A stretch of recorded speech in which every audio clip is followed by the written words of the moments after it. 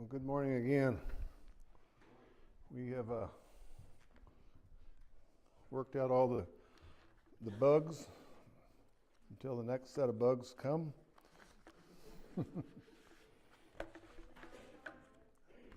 Is my mic on? Yes, I believe it is. Am I turned on there at the little button?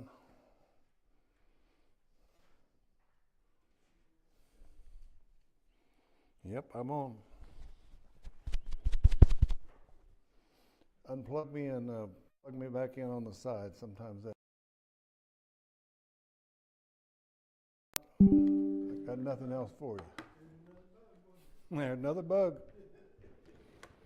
How about now?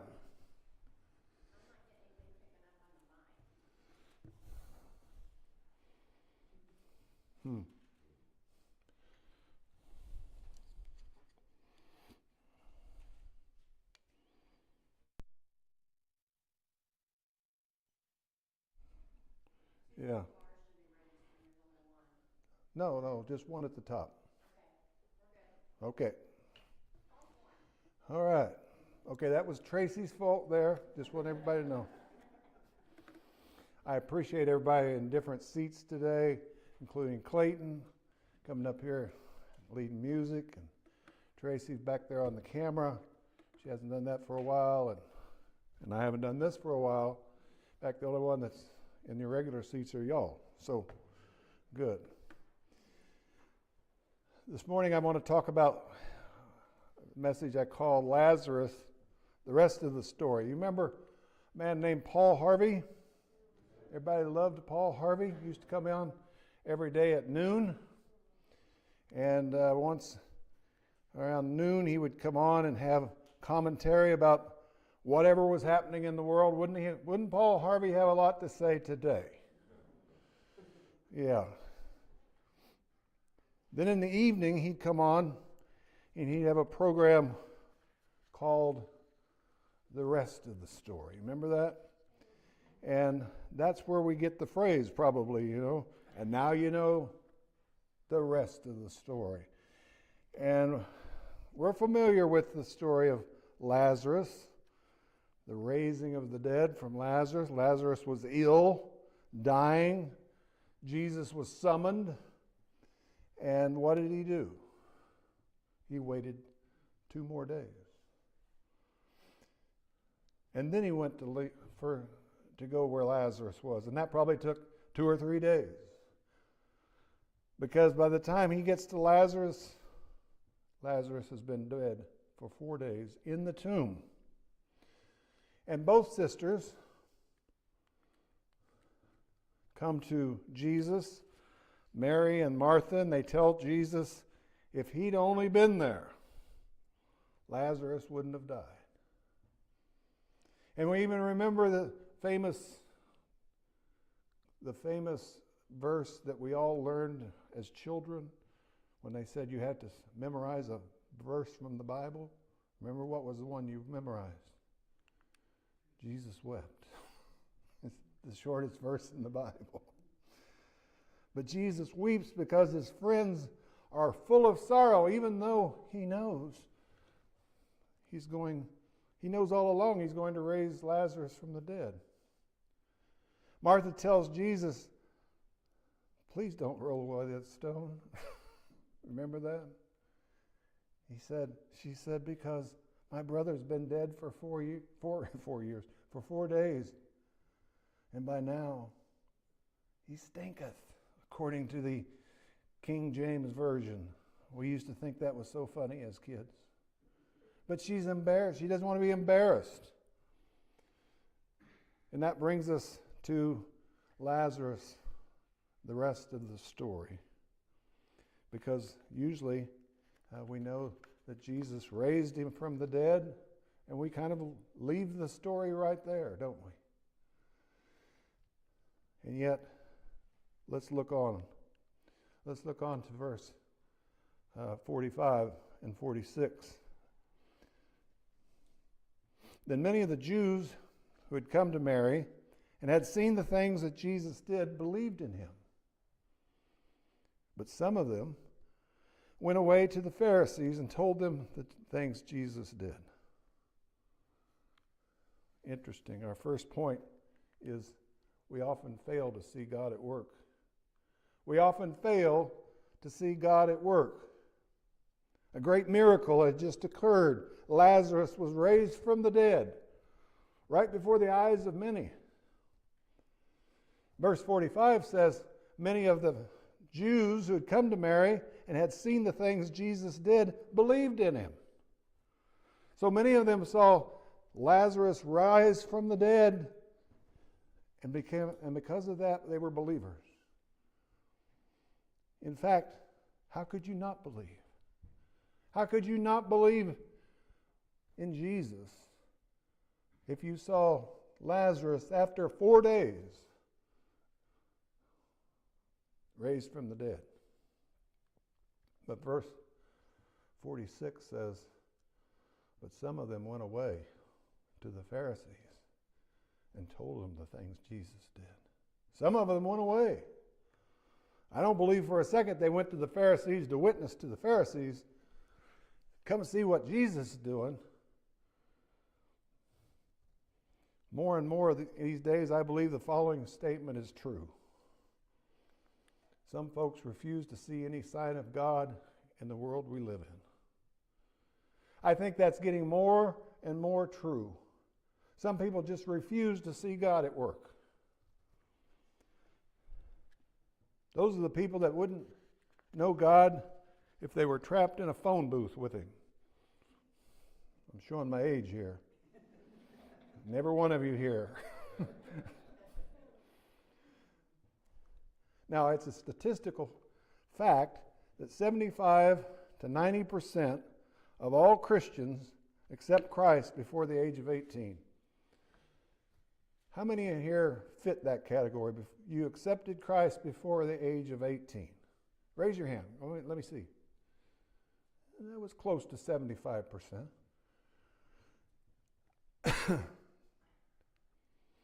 And adult men are the least likely to come to Christ. Well, you know what? This group that went running to tell the Pharisees, they were all adult men.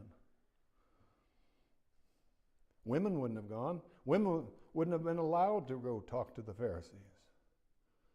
And certainly children would not have done so.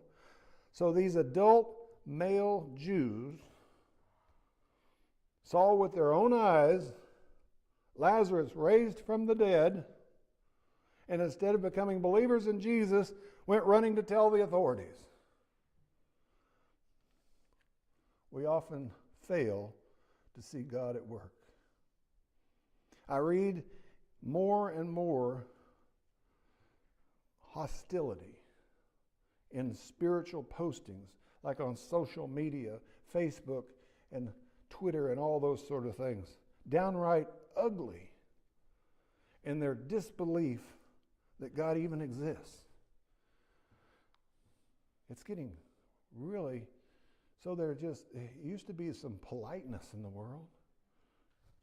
And since the assassination of Charlie Kirk a couple of months ago, there's been a tidal wave of movement for Christ coming from high school and college-age kids. Praise God for that. But in response, there's been a satanic backlash opposing this movement. They had a big conference the other day. The arena was full, and the outside was full of protesters, harassing the people going in.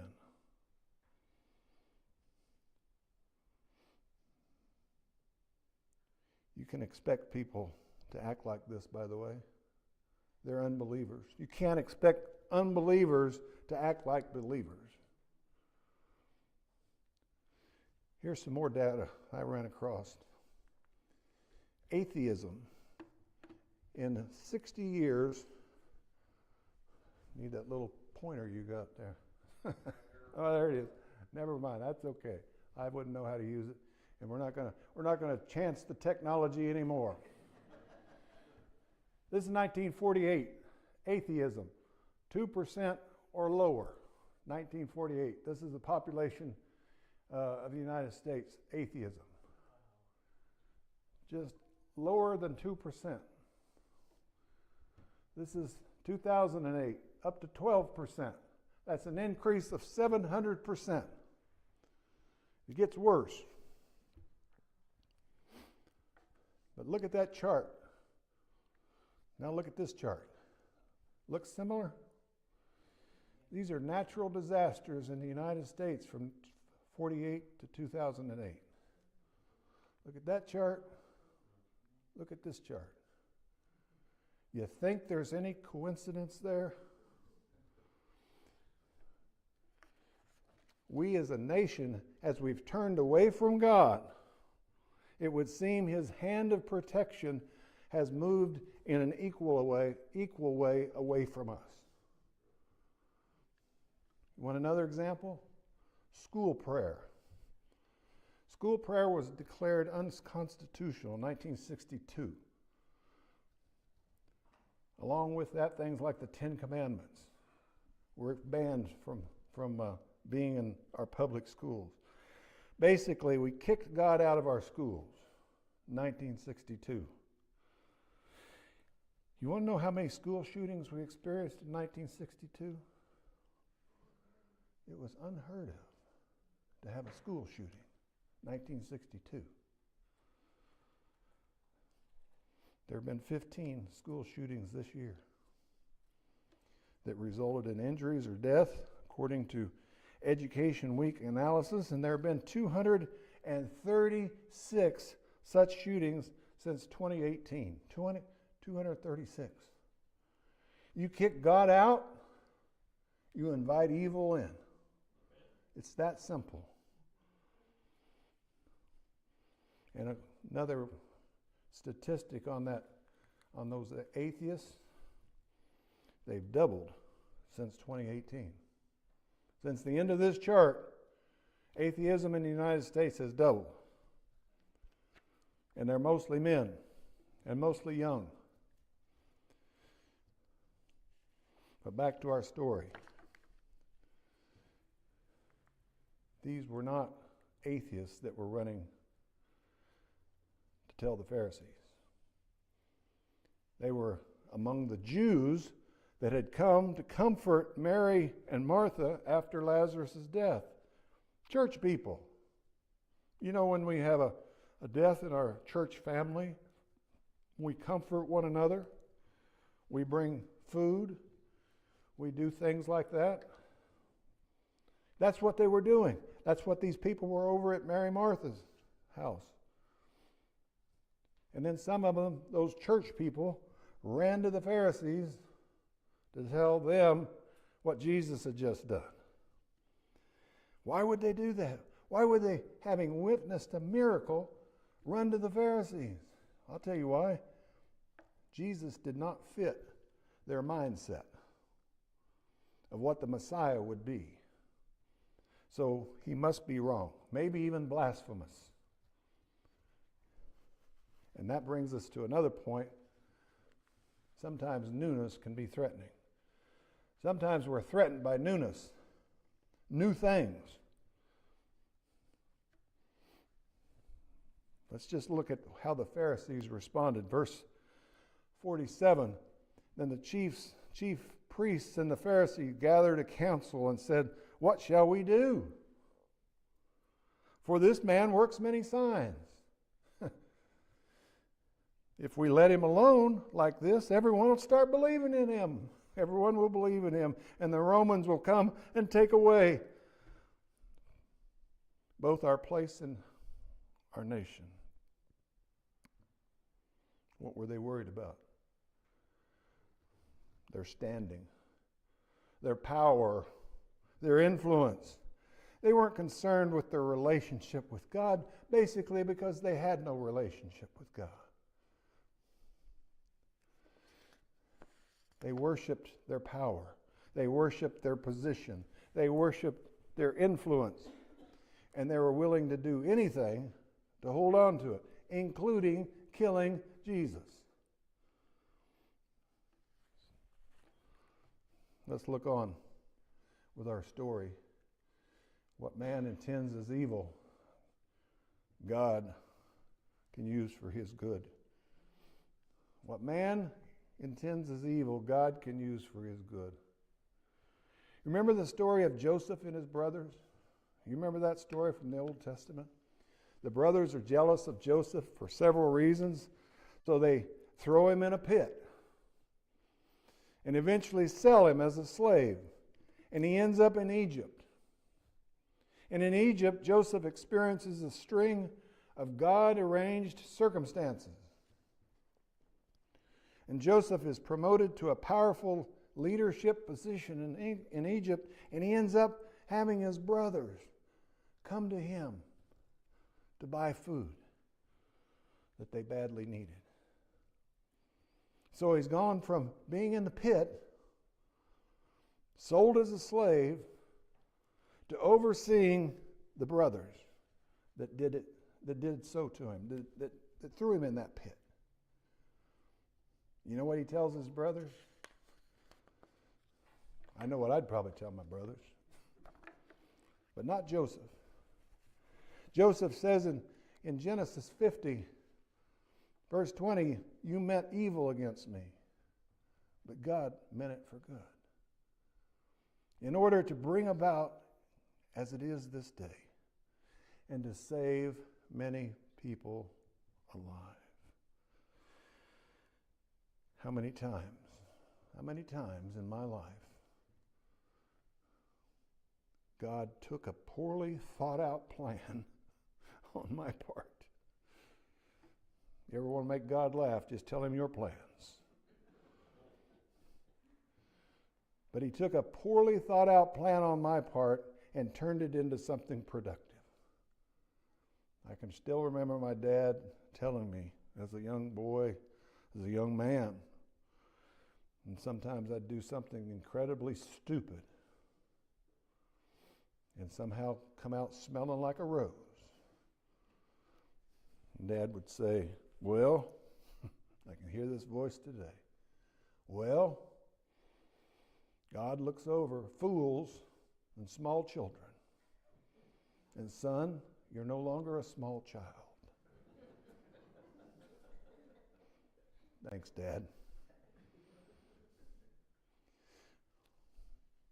Some of the Jews went running to the Pharisees to report that this troublemaker Jesus had raised Lazarus from the dead. See more of the Pharisees' response. And one of them, Caiaphas, being high priest that year, said to them, you know nothing at all, nor do you consider it that it is expedient for us that one man should die for the people, and not the whole nation should perish. Now this he did not say on his own authority, but being high priest that year, he prophesied that Jesus would die for the nation, and not for that nation only, but also that he would gather together in one the children of God who were scattered abroad. Then from that day on, they plotted to put him to death. Caiaphas, high priest, from the year 18 AD to 36 AD, or basically all of Jesus' adult life. He oversaw the trial that led to the crucifixion of Jesus, if you want to call it a trial. But the irony here is that Caiaphas, as high priest, is prophesying about the death of Jesus and what its effect would be. He says it would be better for one man to die than a whole nation to perish. He's looking out for his own hide. Better Jesus die than he destroys our little power center here and take us all down. That's the evil he intended. Better Jesus die than all of us. But the prophecy is even better. If one man died instead of all of us. Get it? He was actually being a prophet. He didn't even know it. John 3:16 says, "For God so loved the world that he gave his only begotten Son, that whoever believes in him should not perish, but have everlasting life." Caiaphas saying Jesus needed to die, that was blasphemy. But it was also prophecy. He's responsible for these wicked words, but God's providence directs the choice of his words to fit perfectly into his plan of salvation. Jesus did die. Better one man die than a whole nation, because we're all destined for that death without Jesus.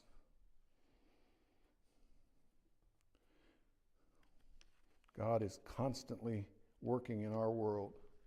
Sometimes he works where man means evil. Out there in Portland, Oregon, you see about that in the news every once in a while. For quite a while, there's a lot of rioting, burning down of the city. Here's some of the images you might have seen on your nightly news. This is all too common now these days, folks. This is Portland, Oregon. People rioting in the streets. Anybody heard about any revival going on out there? Anyone? Of course you didn't. Media doesn't report such things. Well, hang on. There were massive crowds gathering. While there were massive crowds gathering to riot and watch the riots, Christians were holding revivals in Portland.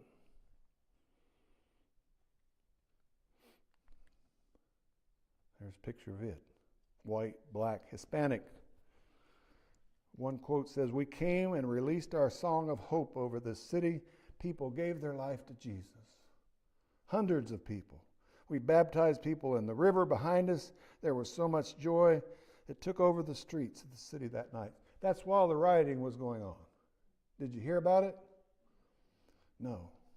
What man intends as evil, God can use for good. Similar events were held in Minneapolis and other cities. In every place there was rioting, there was also revival. What man intends as evil, God can use for good. Let's read on. Verse 53. There's more scenes of the revival. Verse 53 says, "From that day on they plotted to put him to death. Therefore Jesus no longer walked openly among the Jews, but went from there into the country near the wilderness to a city called Ephraim, and there remained with his disciples." This is an interesting little passage. It points out that Jesus is fully God, but also fully man. We see other instances of both sides of Jesus, avoiding his death because his appointed time had not yet come. One instance in Luke 4, we studied this in Sunday school class a couple weeks ago. Jesus was backed up to a cliff. Angry mob had backed him up to a cliff. But the Bible says Jesus just passed through them and went his way. And that's a supernatural act on Jesus' part. Fully God and fully man. There are 3 other instances in the New Testament where Jesus avoided supernaturally those meant to harm him. Today, our passage says Jesus no longer walked among the Jews. Sometimes we have to see the fully man part of Jesus. As a man, he avoided the rest of the Jews, people that were going to hurt him. As a man, he endured temptation from Satan. And I believe as a man, Jesus endured the agony of the cross, where he suffered and bled and died an unimaginable death and he felt every bit of the pain as a man. Let's move on to chapter 12. Chapter 12, verse 1 says, Then in the 6 days before the Passover, Jesus came to Bethany, where Lazarus was, who had been dead, whom he had raised from the dead. There they made him a supper, and Martha served, but Lazarus was one of those who sat at the table with him. Reread that last line with me. Lazarus was one of those who sat at the table with him. There sat Lazarus. There sat Lazarus at the table. You're sitting there at the table with Lazarus. Let me ask you this question. What would you ask him? What would you ask Lazarus? I know what I'd ask him. Where were you? Where were you for those 4 days? What happened to you after you died? We're fascinated with that subject, aren't we?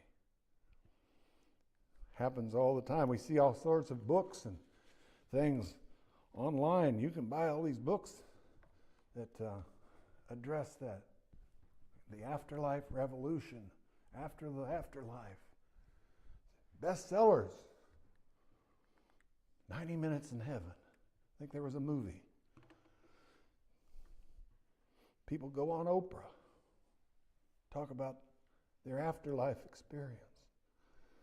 I'm not sure what to think about all that. But I do know this. There's nothing in the Bible about it.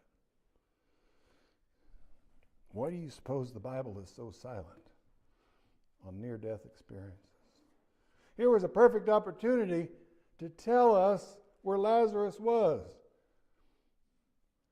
And the Bible's silent. Not one word about what happened to Lazarus during those 4 days. Nor anyone else that Jesus raised from the dead, by the way. I believe it's one of those things that this side of heaven we'll probably just never know. And don't need to know. Finally, let's drop down to verse 9. Now, a great many of the Jews knew that he was there, and they came. Not for Jesus' sake only, but they also might also see Lazarus, who'd been raised from the dead. So there you go. They wanted to see. They had the same curiosity that we would have. But the chief priests plotted to put Lazarus to death also, because on account of him, many Jews went away and believed in Jesus. So the fascination of coming back from the dead did not begin with us. Verse 9 says, many of them came not to see just Jesus, but they wanted to see Lazarus. Lazarus was the drawing card. Come see the man who was raised from the dead. But you know what Lazarus represented? He was living proof that Jesus was who he said he was. That he was the Messiah, the chosen one from God. So again, the chief priests want to do what? Kill Lazarus. We have to kill Lazarus. Today we see this great outpouring of Christian growth after the death of Charlie Kirk, who I think was a modern day Apostle Paul type. He was out preaching directly to kids and college kids, telling them the gospel. They killed him. And now we see thousands and thousands coming to Christ. And we see evil surrounding them. We see horrible things said about his wife. Horrible things said about him. Evil never stops trying to eliminate good. Evil will never stop trying to eliminate good. Lazarus was almost as threatening to the chief priests as Jesus was. I'm not surprised when I see two things. I see flags being burned, and I see Bibles being burned. Flag burning's been going on since I was a kid in the 60s, maybe before that. It's a demonstration against the government. We used to see athletes and others kneeling at the national anthem out of disrespect for the flag, protesting whatever they were protesting. But Bible burning is a more recent habit. I don't ever see by burning a Quran, by the way, or any other religious type book. These groups are driven by evil, and it's only natural that they would show their aggression towards God's holy word, because evil never stops trying to eliminate good.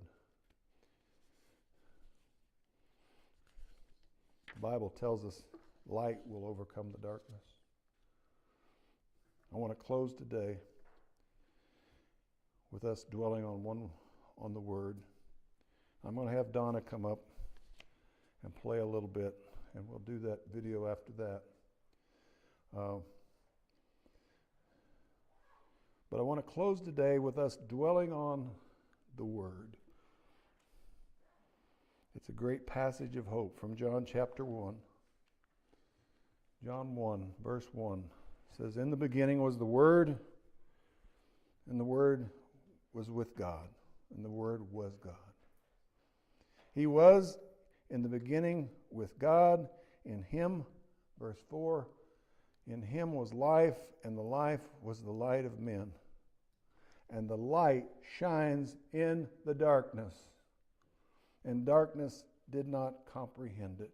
Darkness will never overcome the light of Jesus.